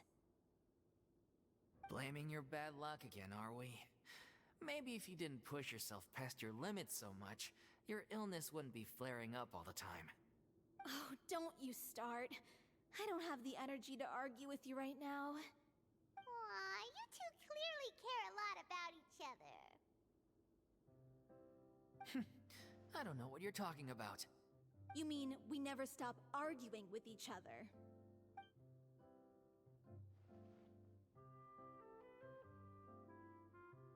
So, any plans for the next step?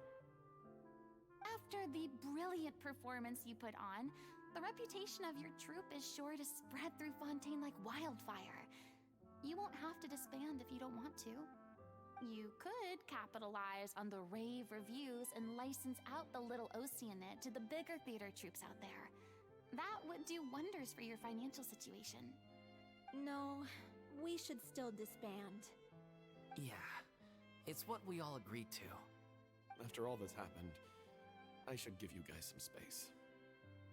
But maybe our paths will cross again one day. Hey, don't just walk off!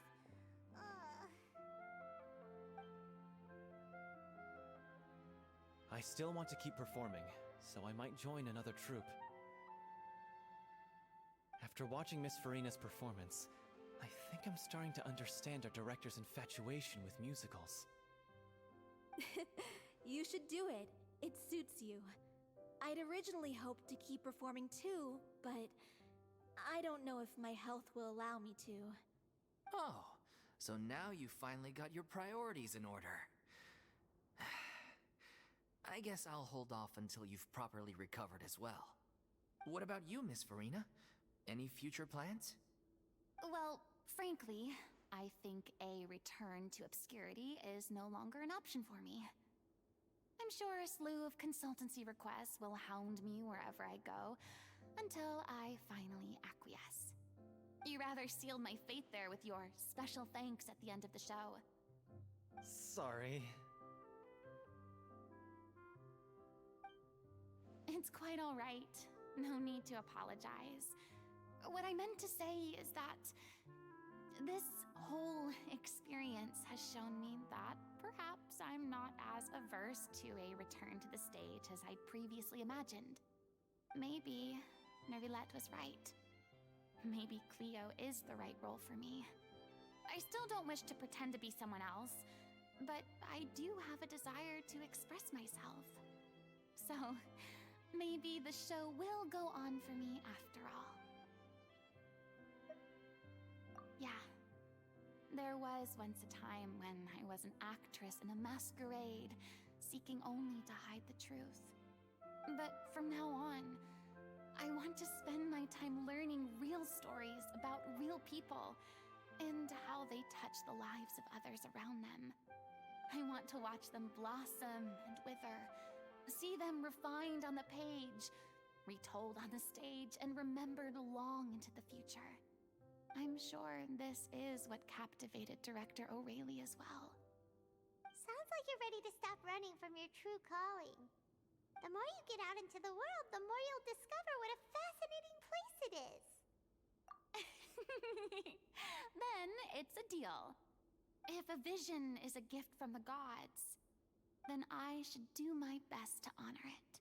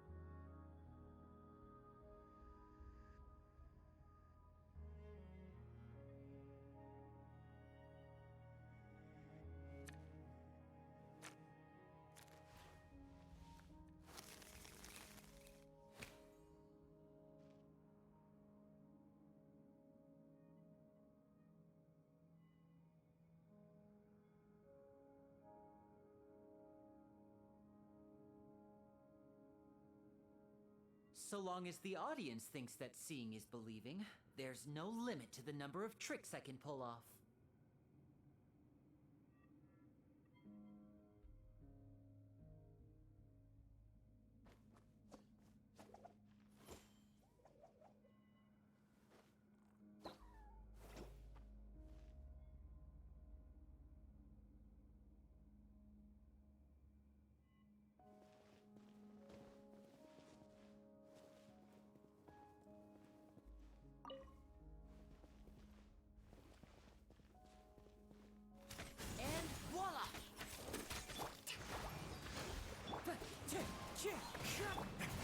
Way now.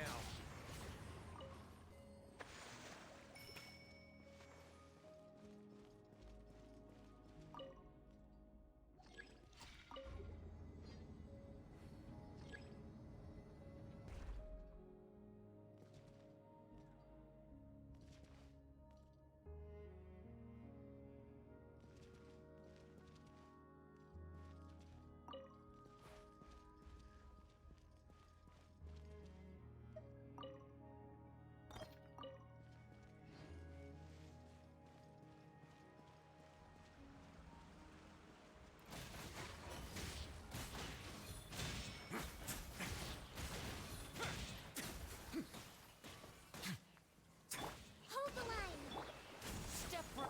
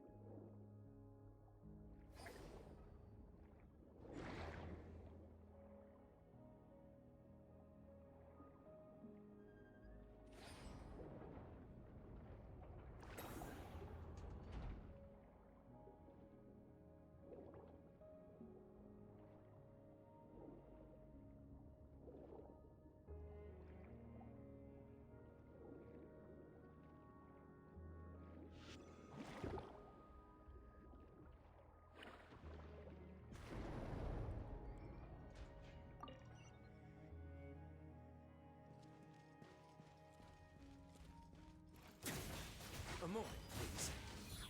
Allow me! Now disappear. Have a safe trip.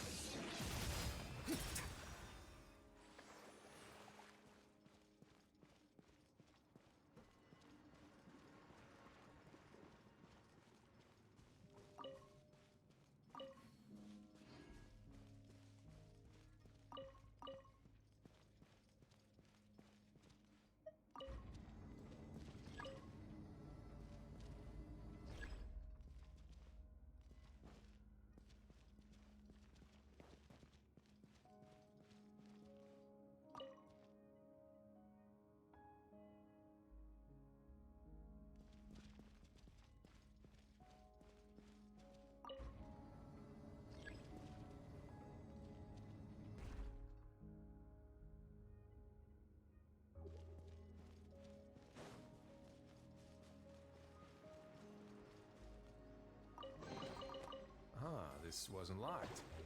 How convenient.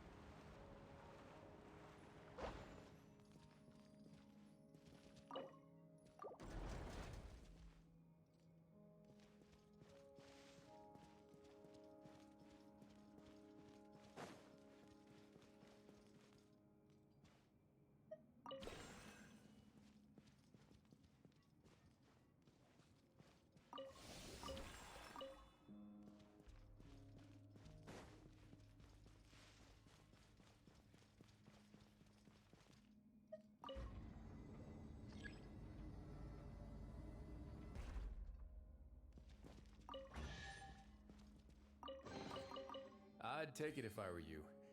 I'm sure it'll come in handy.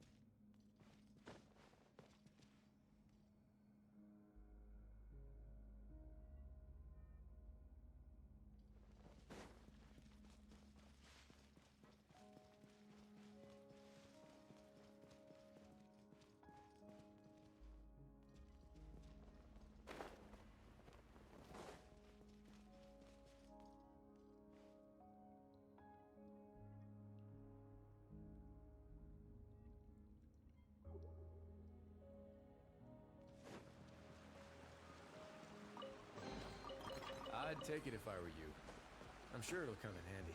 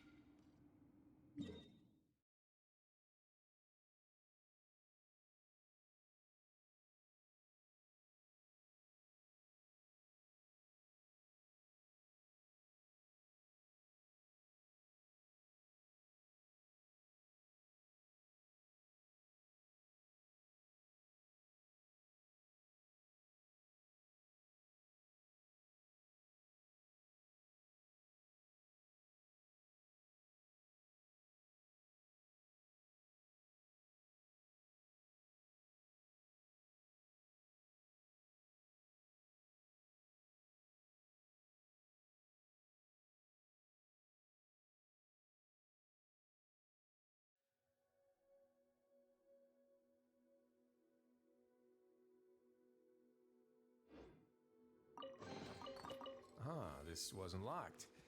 How convenient.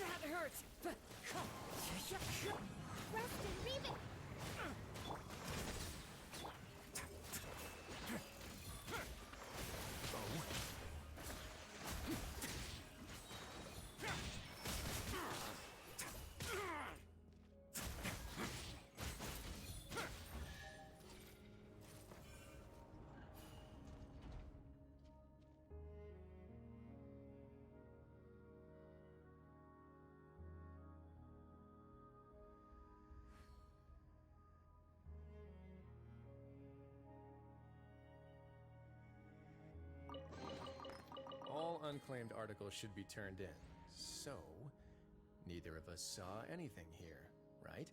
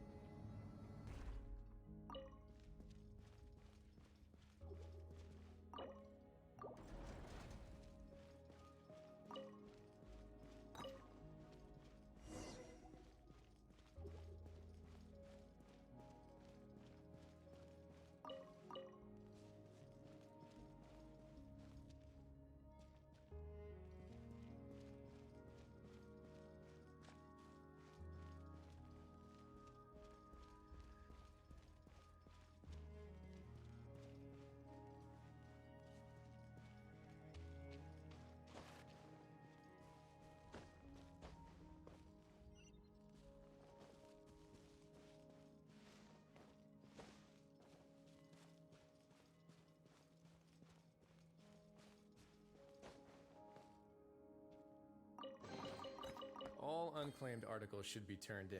So, neither of us saw anything here, right?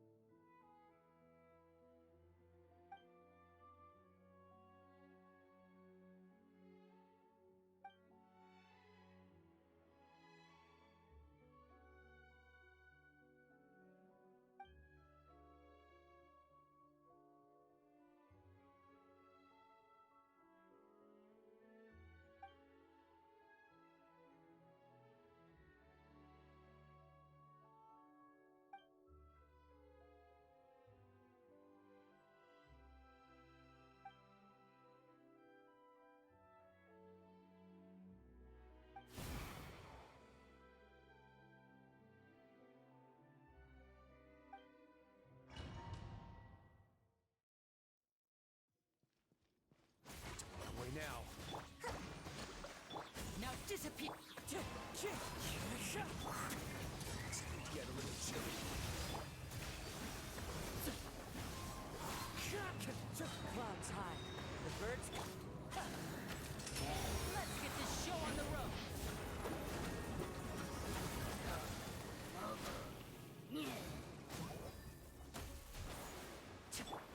A moment, please.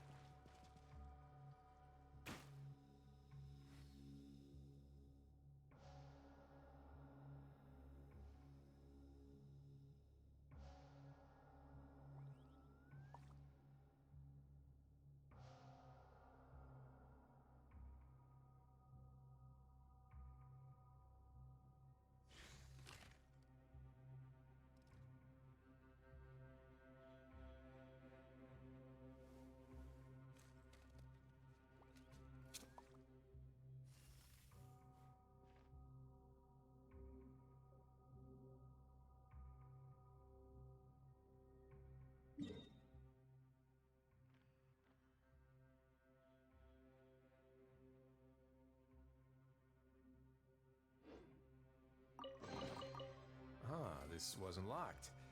How convenient.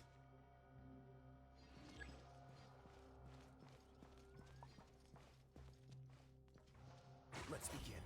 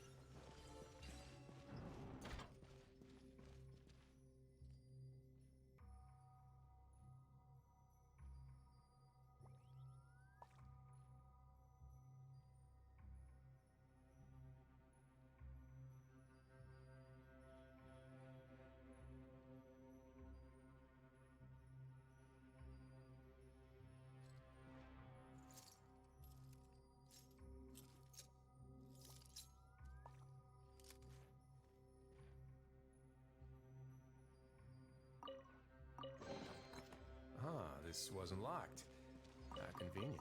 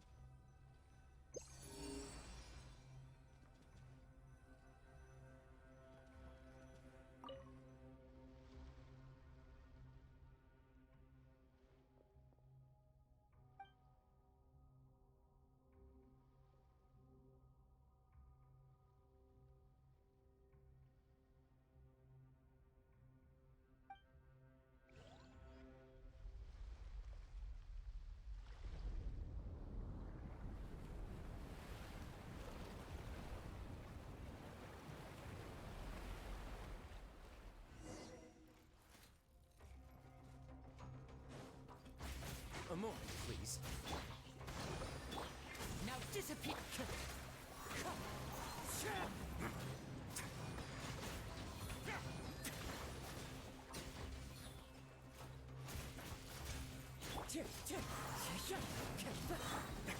Way now. Clouds high. The birds come. Step right up. A round of applause.